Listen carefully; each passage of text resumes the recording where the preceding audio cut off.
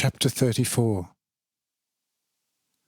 Matthau speaks about law and love.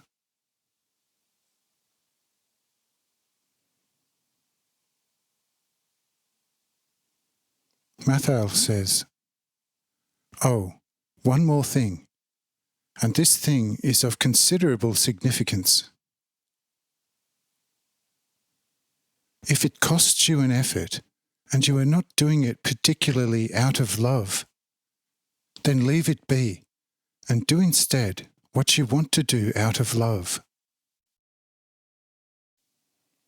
For what a person does not do totally out of love has little value for his life. For love is truth of the actual element of life. It is the original life itself. Accordingly, whatever seizes love is seized by life and passes over into life. But whatever remains untouched by love, and whatever a person does simply because he either fears terrible consequences, or because his little piece of arrogance wants it in order to appear to others to be a wise man, does not turn into life, instead only into death, because it was seized only by the element of death instead of by the element of life. I tell you, every law, no matter how wise, does not bear life, but death, if a person does not observe it out of love. And the wisest advice resembles a seed, which instead of falling in the good earth, fell on rocks, where it withers and finally cannot possibly bring forth fruit.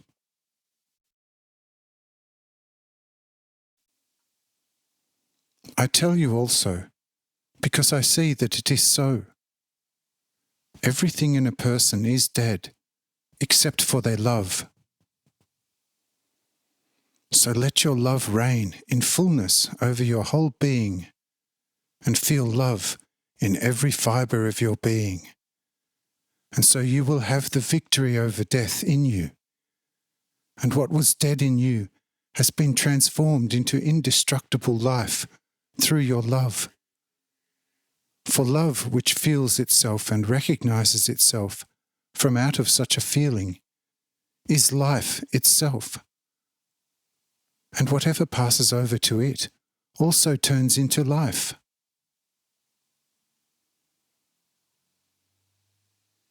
Following my advice very exactly would be of little use to you if you only observed it for the sake of its truth, and because you feared some sort of bad consequence if you didn't observe it. But such observance would not be of any use to your souls.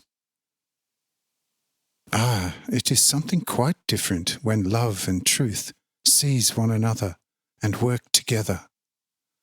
Then love constantly creates a newer and more perfect life from the light and in the light of truth up to full divinity.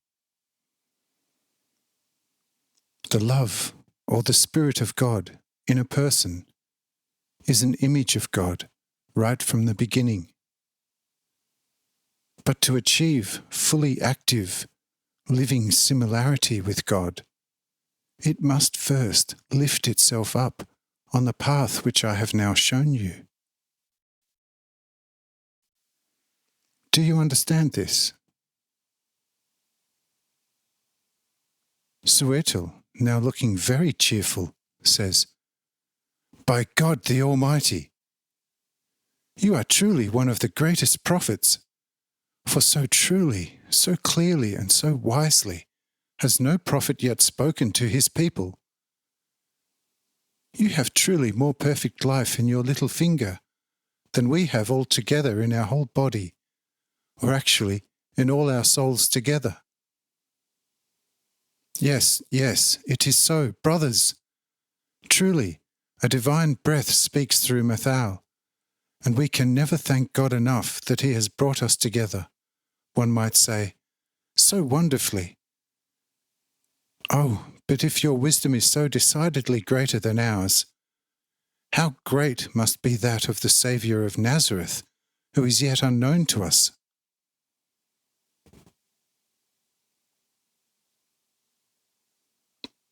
Mathael says, "What glistens so wonderfully brightly in a drop of dew hanging on a blade of grass?"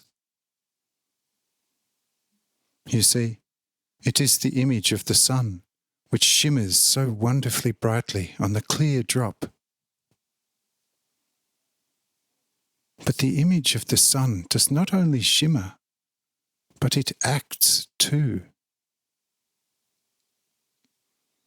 In the centre of the drop, the light of the image of the sun condenses. The drop in its centre turns into a great warmth of life. In this warmth of life, it turns into the element of life in the end, and enlivens the little plant, which is fighting with death. But the image in the drop is by no means the sun itself, but only a representation of the same, equipped with a little part of the same power and effect, which is natural to the real great sun itself.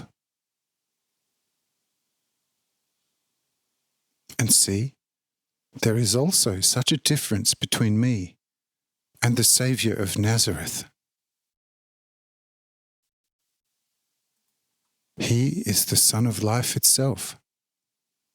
And in me, just as in a drop of dew, the small image of the eternally true, great Sun rules wonderfully brightly, out of which countless myriads of such drops as us suck their holy food of life. Do you understand that? Suetel says, "Oh God, that is a great and holy language."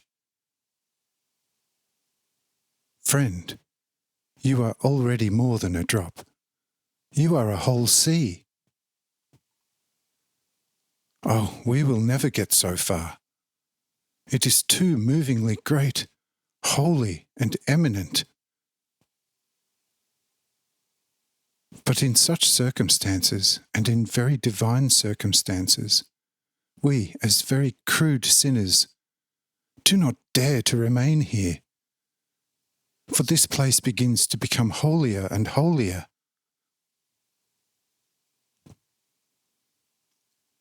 The other 11 also begin to speak very humbly, and also want to move away from there.